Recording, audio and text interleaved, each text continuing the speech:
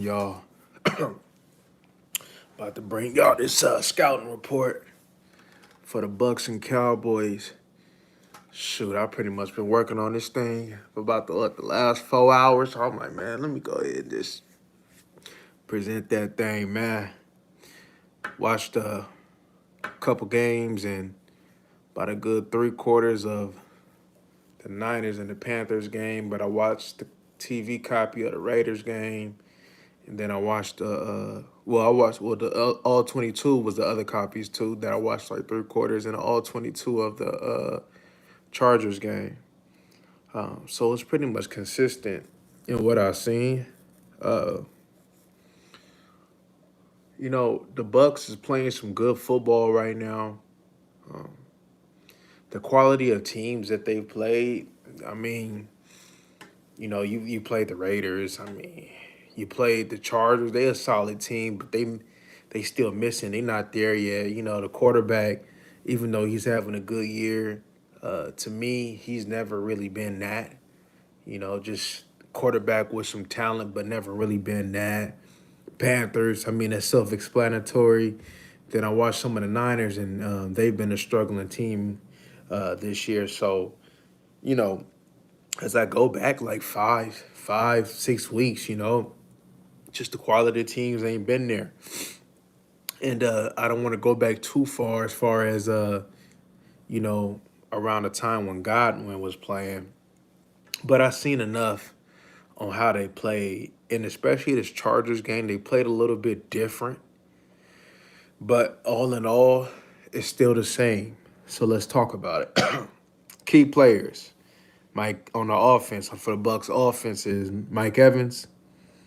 In the running backs,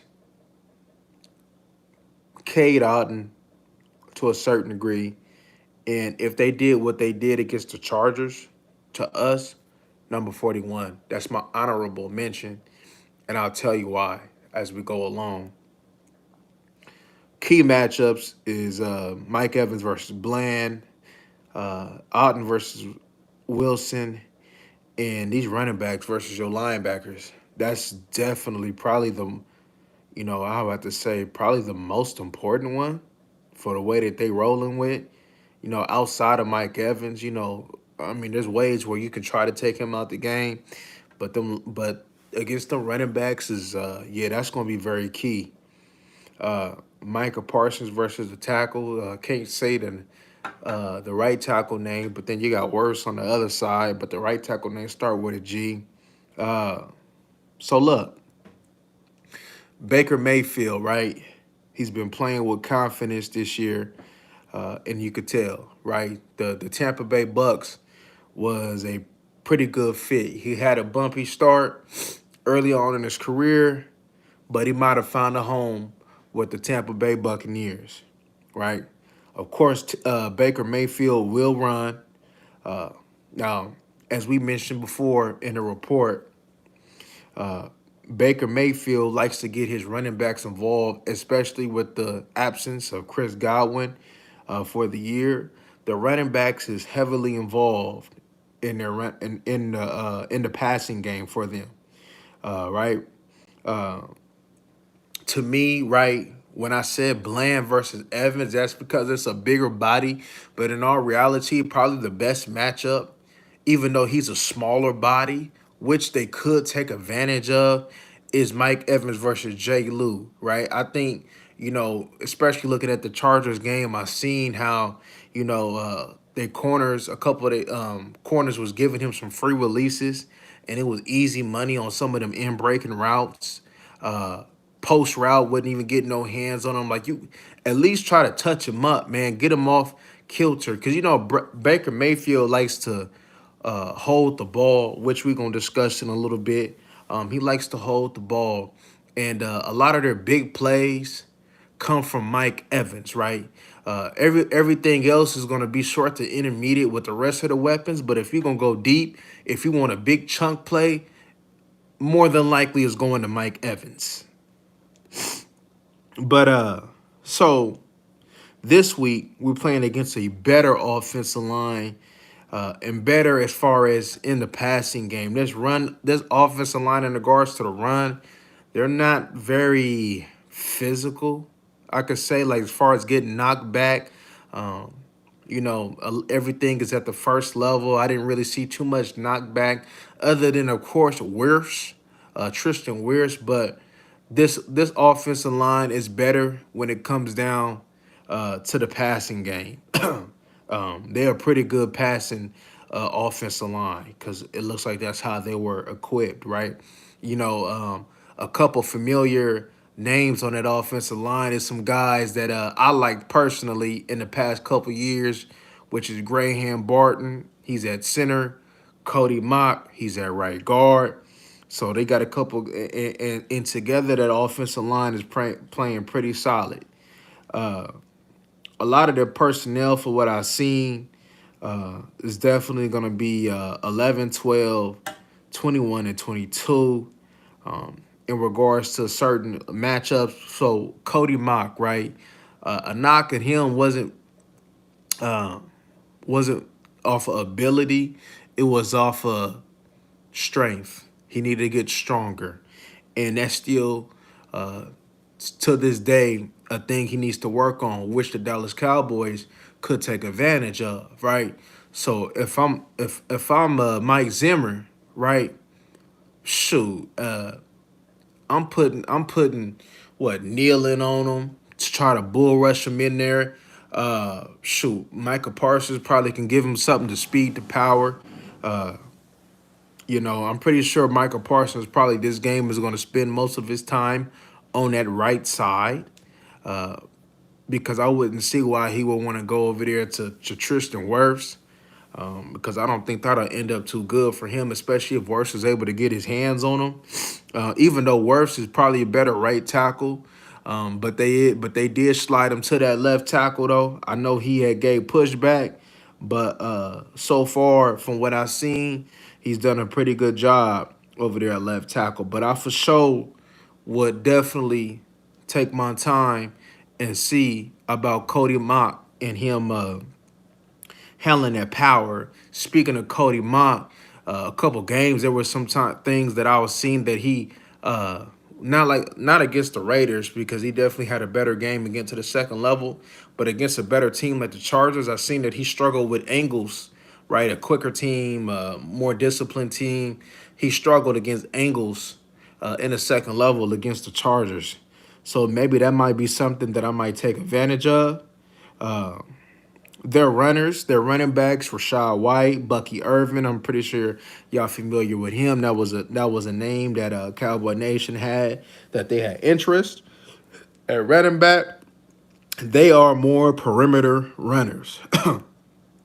Now, I seen that they had a lot of the times, especially when they get in that 21 and 22 personnel, they like to motion one of them running backs for eye candy, one for two, to see how the defense is going to respond, because in their passing game, especially to the running backs in the flat, they like to outflank and try to get the running backs on the perimeter, see if they can get outside and try to go get try to get some chunk plays.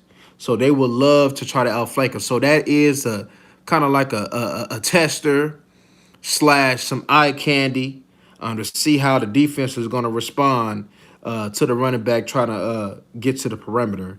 Uh, as you can see, if you guys watch the Chargers game, early on, they motioned, kind of put it out there. And then because, they had previous games that they was able to get the ball just straight flat. I forgot what game it was, but straight flat passes. And then they was able to go ahead and get to the perimeter, and they was able to make some plays. They was able to break some tackles. I think it was against the Panthers game, if I'm not mistaken. It was against the Panthers. They was able to outflank, get the ball to the running backs, and they was able to go ahead and make some plays. I think that was a game where they was missing a lot of tackles, if I'm not mistaken. I believe I'm saying the right game though, but I'm not 100% sure. Uh, I'll say this: if Mike Zimmer can fool Baker Mayfield in coverage, he'll throw you one, maybe two. Uh, so I so more times than not, I seen that the Buccaneers was running to the heavy side of the formation.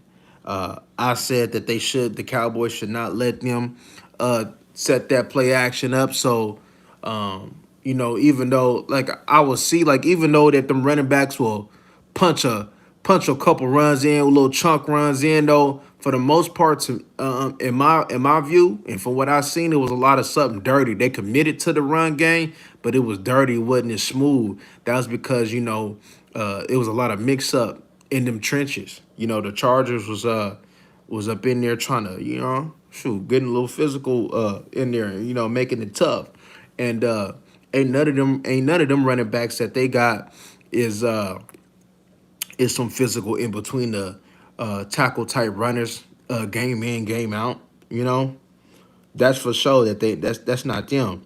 But when they running the ball, you definitely need to watch the cutback.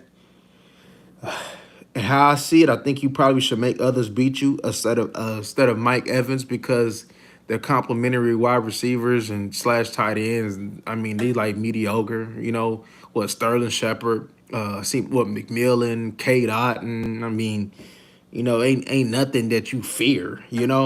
So I would definitely do my best to make sure to of course still pay attention, but do my best to take out Mike Evans. Because when Mike Evans get going, he's changing the game around and the Cowboys don't want that. Uh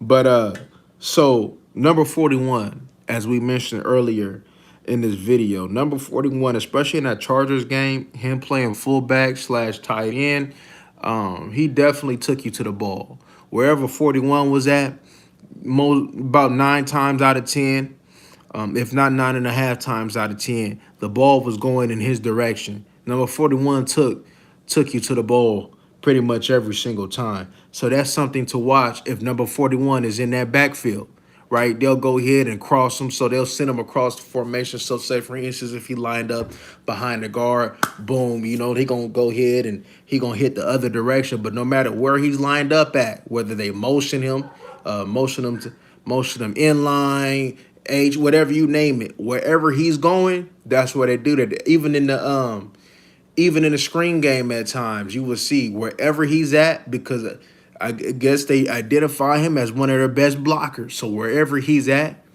more times than not, that's where that ball is going. For what I've seen, especially a heavy dose in that Chargers game. So that's something, if I'm Mike Zimmer, I would definitely keep in mind. I even seen like they use their running back so much. I even see they even motioned their running back out wide and they ran a bubble screen to him in the red zone. I think it was Bucky Irvin they did that. So that's definitely like to tell you about the magnitude. A lot of the times in the red zone, if it wasn't Mike Evans, it was definitely the running backs the majority of the time. So that's how it's important. It's like damn near when you look at the weapons, it's Mike Evans and the running backs. Them the ones that you really need to key on in this football game, right? Of course, the offensive coordinator could potentially try to break tendency because he has so much consistency of how he's running things and who he's targeting in these games. I think they did it one time to Sterling Shepard. I want to say it was against the Raider game, but more times than not, you know. See, this is my thing though, especially with this new age football. All this fancy that they be doing, that's cool and everything, but at the end of the day, it still ends up being the same thing as it was if you didn't motion. And a lot of the times, there'd be some soft ass blocking like Bucky Irvin. He a soft ass blocker when it come down to the backfield. So if I'm Mirrors Leofold, I'm blowing his ass up, and I'm gonna make him remember the Titans when it come down to meeting him in the hole. I'm blowing his ass up, But yeah, it just. I mean, sometimes a lot of the times I think that when these offensive coordinators be motioning, it just be pointless. You just give them the defensive eye candy, but oh shit. But yeah, I just don't get it a lot of the times. But either way, like I said, even though I think it's pointless, it is what it is, man. Uh, so Baker Mayfield, I seen Baker Mayfield. Like I said, he has a tendency to hold the ball to try to make that play, and that has been equating into some sacks. So, if that happens to the Dallas Cowboys, because I would heat him up. I would heat Baker Mayfield up, especially bringing Morris Leofow. So you have some opportunities to get home. I think Morris Leofow could get home again and get home again multiple times against the Tampa Bay Bucs, especially with their running backs and pass protection. I think he can blow them up and get there. I honestly think it do. But speaking of that, with their defense, we could talk about that in a minute. But there were some times where especially on some comeback routes, I seen that the ball placement would be behind, and then sometimes it'd be late, and that allow for the DBs to go ahead and drive on that football. So and it's happened in more than one game a couple of times. So maybe Deron Bland, seeing that he likes to drive on the football, may be able to take advantage of that.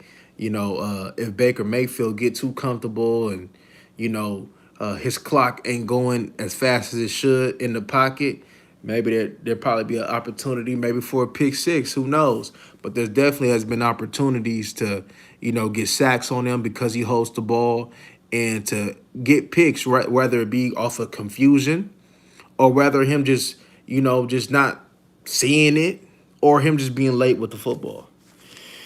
But yeah, man, that's some of the things that you can look at in regards to this offensive line. This offense for the Tampa Bay Bucs. Let's look at the defense for the Tampa Bay Bucs. So the key players I got is Vita Vea, Levante David, Antoine Winfield. I seen Antoine was banged up. I don't know if he's going to give it a go this week. I will have to check back probably tomorrow, Friday. But them is the key players, regardless, right? Key matchups is Vita Vea versus the center, whether it be Hoffman or Cooper Beebe. That's definitely probably the most important matchup, I think, on that defense, because Vita Vea can wreck the game if you let him. Now, he's an older player, but that don't mean he still can't play no ball. Vita Vea is still strong, and Vita Vea can still play some ball, man. So, this Tampa Bay Bucs, right? So when we looking at individual players, right? Kalijah Kancey, I know most thought that he was supposed to be some mini Aaron Donald. I didn't like him. And I'm pretty sure y'all remember that. I don't like him. Now, the same thing that I noticed in the film is the same thing that I noticed in college. Funny how that goes, right? So Kalijah Kancey, right? He's more of the upfield player, right? If he doesn't win off of his off of his first step, it's barbecue chicken. In the run game, he's barbecue chicken. He's gonna get moved, right? Because he ain't strong. He not big enough, right? He not big boyish, but they're able to make that up, right? Because Vita Vea take on two, ghosting when he plays. I think what is it, Logan Hall? Like they got strong boys up front that was able to go ahead and take things on and help try to make up for his deficiencies in regards to being big boy down there. But in regards to rushing four, they don't get pressure. So a big part of what Tampa Bay does is send the blitz, delayed blitz. A lot of the times they send in Levante David. Levante David definitely gets home. They like to confuse you, right? They'll have about 6 to 8 people on the line. At times, at any given moment, you don't know who gonna rush. You don't know who gonna go. I see Kalijah Kancey. He dropped back, so that's where it goes to. They'll try to confuse you. So it's a good thing that we got Cooper Rush. I actually think this is a Cooper Rush game, right? So especially the way that they like to bring pressure. I think with Cooper Rush being able to get the ball out quick and Cooper Rush being proficient here, I think Cooper Rush will be just fine by him identifying protection. It's going to be interesting to see the chess match that's going to be played with Cooper Rush versus the coordinator for the Tampa Bay Bucs, because if Cooper Rush is able to identify him and able to peep game, man, I think Cooper Rush can have another good solid game against this Tampa Bucs defense. Now the front is solid. Antoine Winfield is a good player, right? But there's some things, right? Jamel Dean, I've always thought of him, even going back to the Tampa Bay Bucs playoff game we played him, I always thought of him as barbecue chicken, right? And I still think that he's barbecue chicken to this day. I don't think none of their corners can handle CD. I seen number 27. He was able to Number 27 was giving up. That might be something that I want to test right there. Especially, I seen him giving up some in breaking routes. So number 27, I can't remember his name, but number 27 is definitely somebody that I want to go ahead and see what he about. But that pressure though is interesting. They bring that pressure in many which ways. They'll even stunt D lineman with the linebackers, right? 51, David. I see they got Tryon. I was never too really big on Tryon, but Tryon does his job though. In the film, he's a solid player. He does what he's supposed to do. But as far as having somebody that's gonna win 1-on-1, they don't have that.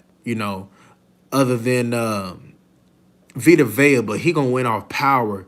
So therefore, there go my power center to come into the fold and be able to help with that pocket. I would love to see Cooper Beebe. I hope he plays this week. I would love to see Cooper Beebe versus Vita Vea. That's a very good test for him. I want to see it. Shit, I might even do a film session on it. I want to see that matchup. But yeah, in my notes I put that this defense has played good against bad offenses, right? And I named the offenses that they seen earlier. What Panthers, Raiders, they played the Chargers, the 49ers. They ain't do like they've been playing good against bad offenses, right? So I guess we need to see. I mean, I'm not saying that we a good offense though, right? We kind of fall in line with how the Chargers is getting down in regards to their offense. But one thing that they haven't win against, right, is one of them ones at wide receiver, right? 49ers don't have one of them ones, right? Panthers don't have one of them ones, right? The Raiders don't, right? The Chargers don't, but McConkey, he's a good wide receiver though, but he ain't one of them ones though. And McConkey was able to go ahead, especially on some of them little drag routes and stuff like that. He was able to get some love. So that's why I would think that, especially number on 27, CD and them slant routes, Brandon Cooks, man, I think that they can have solid games, man, if they was able to get isolated on number 27 or even Jamel Dean. I don't think none of them corners can handle CD. Off the rip, I would have. If you got CD, I would expect for CD to have another good game against his Buccaneers. Against his Buccaneers secondary, man. I would expect for them to really pay attention to that boy, but this could be a Cook's game, man. Who knows, man? This could be a Cook's game. All depends if him and Rush is on the same page at this point in time, right? So against the Raider game, I had made this note, right? They had success on one drive midway through the third quarter. I think his name is McCormick, that Raiders running back. He had what? 8 touches for like 35 yards, right? He was getting dirty yards against them, right? So, but they committed and they was able to sustain some things, right? So that might be something that I will look at. The 49ers, with some of their misdirection things, they was able to do a little bit thing, but the Buccaneers, for the most part, was able to be disciplined, against them. It's kind of like the vice versa with them with their defense, maybe doing some misdirection, some boot nakeds, and things of that nature to kind of get them off course, right? And just instead of just going at them, because I think this will be a good game. I think you probably should be able to enjoy this one on Sunday night. I think it'll be a solid game. The Cowboys is in the mix, barely. Don't know if it'll come to fruition, but you definitely the Buccaneers need to win this game, and the Cowboys need to win this game. Like I told y'all off the rip, I ain't here to give you no hope because I believe the season is over. Like I've been thought the season was over for quite some time, but nonetheless, it gives you it's a storyline, I guess you could say, and it's on Sunday Night Football. So that'll be very interesting to see how this thing go. Uh, but that boy, 54, Levante David, man, he been playing ball for a long time, man. and he's been good for a long time. And if you don't get a body on him, number 54 can mess around and end this game with like 14 tackles. If you don't get a body on him, man, even though he a little older, that man still can play football. So the Dallas Cowboys definitely need to be on alert and be ready to go. Got a couple more games left in the season, so I guess we're gonna see how this thing go. But that's my scouting report for today. Hope you guys enjoyed this. Till the next time, man, we gone.